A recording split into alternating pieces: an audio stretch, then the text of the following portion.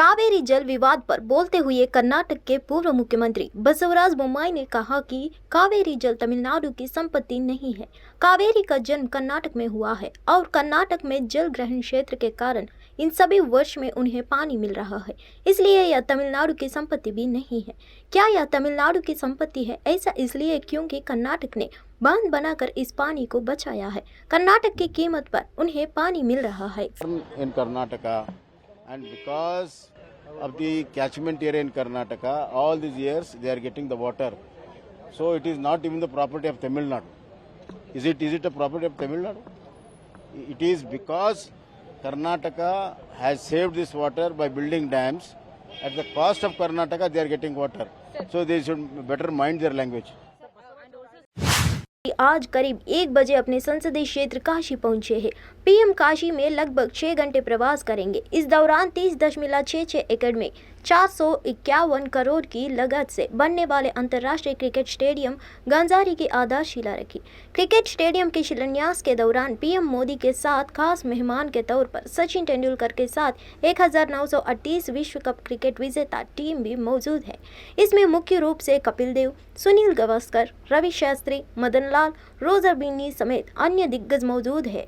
मंच पर भारत रत्न सचिन तेंदुलकर, कपिल देव, रवि शास्त्री, सुनील गावस्कर, दिलीप वैंग सरकार, मदन लाल, गुंडप्पा विश्वनाथ, करसन घावरी, बीसीसीआई के अध्यक्ष रोजर बिन्नी, सचिव जयशाह, उपाध्यक्ष राजीव शुक्ला, महिला क्रिकेटर नीतू डेविड व शिवांगी कुलकर्णी मौजूद है।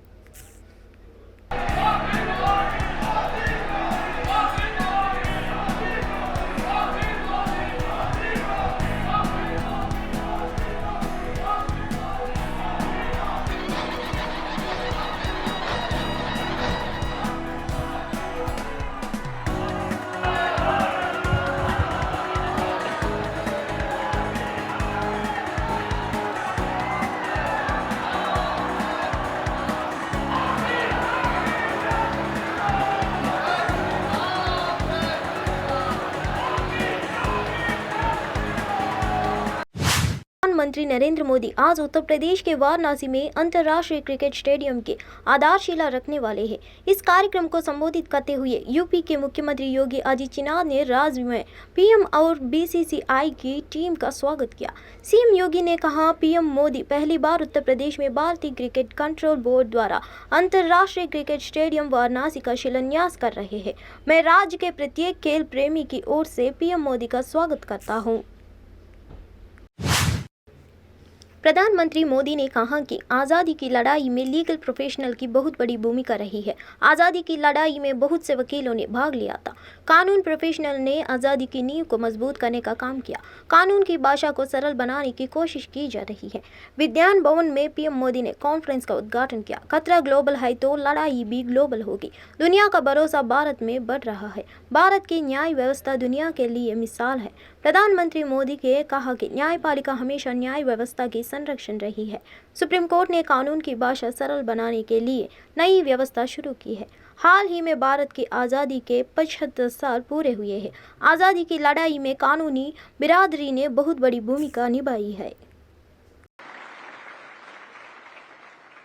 आज़ादी की लड़ाई में अनेकों वकीलों ने चलती हुई वकालत छोड़ करके राष्ट्रीय आंदोलन का रास्ता चुना था। हमारे पूज्य राष्ट्रपिता महात्मा गांधी, हमारे संविधान के मुख्य शिल्पी बाबा साहब आम्बेडकर, देश के पहले राष्ट्रपति डॉक्टर राजेंद्र प्रसाद, देश के पहले प्रधानमंत्री पंडित जवाहरलाल नेहरू, देश के पहले गृह मंत्री सरदार वल्लभ भाई पटेल, आजादी के समय देश को दिशा देने वाले लोकमान्य तिलक हो, वीर सावरकर हो, ऐसे अनेक महान व्यक्तित्व भी वकील ही थे। जयपुर हवाई अड्डे पर पहुंचने के बाद कांग्रेस अध्यक्ष मल्लिकार्जुन खड़गे ने बताया कि पहली बार पार्टी के सभी स्तरों को कार्यकर्ता चुनाव के बारे में चर्चा के लिए बैठक में एकत्र हुए हैं। उन्होंने कहा कि जयपुर में कांग्रेस युवा कमेटी के सदस्यों को आमंत्रित किया गया है। मल्लिकार्जुन खड़गे ने कहा, यहां कांग्रेस युवा समिति के सदस्य को आमंत्रित किया गया है। यह पहली बार है कि चुनाव पर चर्चा के लिए बूथ स्तर से लेकर राज्य स्तर तक के कार्यकर्ताओं को बैठक में शामिल किया गया है। इस बैठक में शामिल होने के लिए राहुल गांधी खुद यहां आए हैं। कांग्रेस के बूथ कमेटी के मेंबर्स को बुलाया गया है कांग्रेस के, तो चीफ मिनिस्टर और हमारे कांग्रेस पार्टी के सभी नेताओं ने मिलकर ये ऑर्गेनाइज किया। ये ऐसा पहली बार हो रहा है कि बूथ लेवल से लेकर स्टेट लेवल तक कार्यकर्ताओं को एक जगह रखकर चुनाव के बारे में समझाना और सारी चीज़ें जो हम कर सकते हैं चुनाव में उसके बारे में भी कार्यकर्ताओं को समझाना। राहुल गांधी जी खुद। प्रधानमंत्री मोदी अपने लोकसभा क्षेत्र वाराणसी के दौरे पर वाराणसी पहुंचे। पीएम मोदी ने गांजरी में अंतर्राष्ट्रीय क्रिकेट स्टेडियम की शिलान्यास किया। इस दौरान उन्होंने कहा कि एक बार फिर वाराणसी आने का मौका मिला है। यहां आने का जो आनंद है वह कहीं नहीं। अपने भाषण की भोजपुरी में शुरुआत करते हुए पीएम मोदी ने लोगों से खुद को जोड़ा, साथ ही हर हर महादेव के जय घोष के कार्यक्रम की शुरुआत की। पीएम नरेंद्र मोदी और सीएम योगी आदित्यनाथ एक खुली जीप में सवार होकर कार्यक्रम स्थल पर पहुंचे। इस मौके पर सीएम योगी आदित्यनाथ ने वाराणसी एयरपोर्ट पर पीएम मोदी का स्वागत किया।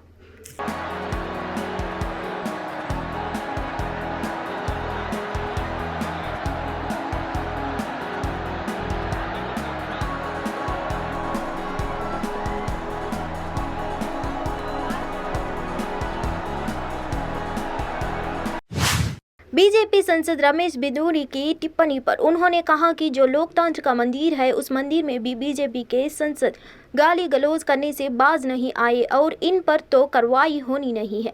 ये तो तनाशाही है, क्योंकि अगर आप बीजेपी में हैं तो आप अच्छे हैं। बीजेपी के लोग ऐसे ही लोगों को बढ़ावा देने का काम करते हैं। अब भाजपा में जो रहेगा आदमी उसको गाली देने का भी अधिकार है, चाहे पार्लियामेंट ही क्यों ना हो, भ्रष्टाचार करने का भी, और जो शोषण करने वाली बात आई तो भी कहाँ कोई कार्रवाई हुई। जो महिला पहलवान कुछ दिनों तक जो है धरने पर बैठी नहीं, लगातार उनका मांग रहा, जो देश को मेडल जिताती है, नाम जो है ऊंचा करती है,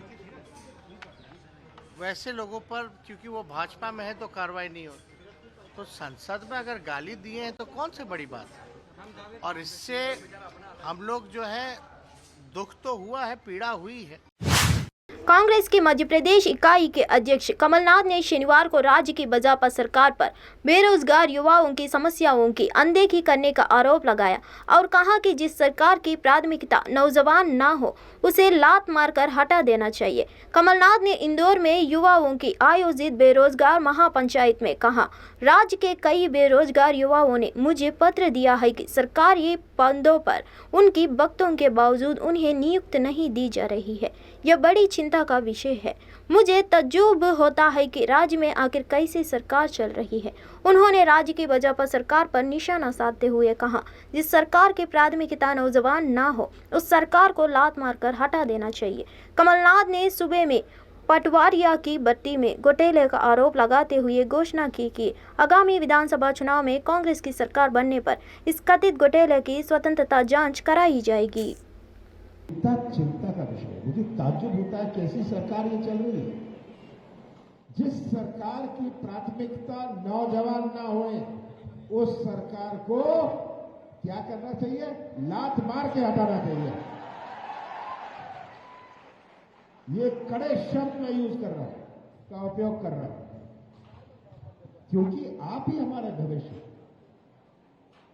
और रोजगार, एक हुआ शासकीय रोजगार, एक हुआ प्राइवेट रोजगार। आज मध्य प्रदेश में कोई निवेश नहीं आता। शिवराज सिंह जी यहां आके इंदौर में नाटक करते हैं 6 दफे, इन्वेस्टमेंट समिट 33 लाख करोड़ रुपए आएगा। मैं तो शिवराज सिंह जी को कहता हूं, जो आपके रिक्त पद है आप इसको ही भर दो, बाकी की बात बाद में करो। बॉलीवुड अभिनेत्री परिणीति चोपड़ा और आप सांसद राघव चड्ढा के लिए उनके जीवन का खास दिन आने वाला है। वह 24 सितंबर को शादी के बंधन में बांधने जा रही है। उदयपुर के लीला पैलेस में उनकी शाही शादी होगी। इसकी तैयारियां पूरी हो चुकी है और होटल लीला पैलेस को दुल्हन की तरह सजाया गया है। लेक सिटी में अगले 3 दिन तक रॉयल वेडिंग की धूम रहने वाली है। दूल्हा राघव चड्ढा और दुल्हन परिणीति चोपड़ा शुक्रवार को परिवार सहित उदयपुर पहुंचे। शुक्रवार सुबह 10 बजे के एक साथ उदयपुर के महाराणा प्रताप एयरपोर्ट पर उतरे। दोनों कपल्स के साथ उनके कुछ फैमिली मेंबर और दोस्त भी आए। परिणीति एयरपोर्ट से ने अपनी मां के साथ कार में सवार होकर होटल लीला पैलेस पहुंची, जबकि राघव और उसके मित्र अन्य कार से रवाना हुए।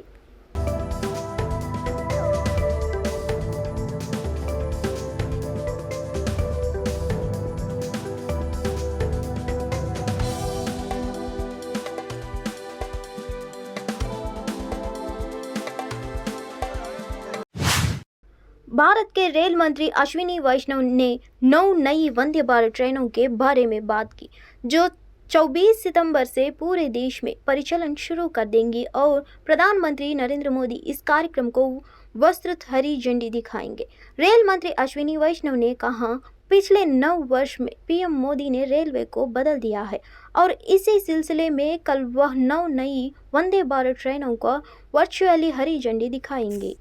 केरल में, गुजरात में, बिहार में, रांची में, झारखंड में और बंगाल में और उड़ीसा में बहुत ही एक अच्छी नई सुविधा लोगों को मिलेगी, यात्रियों को मिलेगी। चेन्नई से नेल्लई के रूट पर चेन्नई से तिरुनेलवेली बहुत बड़ा इम्पोर्टेंट एक रूट है, उस पर भी चालू होगी। विजयवाड़ा से चेन्नई वाले रूट पे भी चालू होगी। केरल में कासरगोड से तिरुवनंतपुरम वाया एलेप्पी वो भी चालू होगी। फिर पटना से हावड़ा, फिर रांची से हावड़ा, फिर भुवनेश्वर